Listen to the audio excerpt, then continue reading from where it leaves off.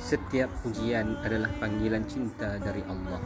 Bersyukurlah ketika diuji, kerana hanya jiwa yang terpilih yang Allah uji untuk mendidik sabar dan memperkuatkan iman. Kadang-kadang kita diuji, carilah ketenangan, carilah jalan keluar. Yakinlah setiap ujian itu datang bersama hikmah dan jalan keluar.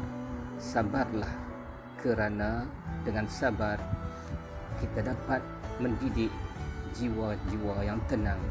Sabarlah, kerana sabar itu indah di sisi Allah.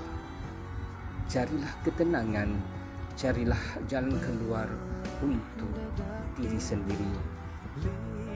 Carilah ketenangan yang Anda inginkan.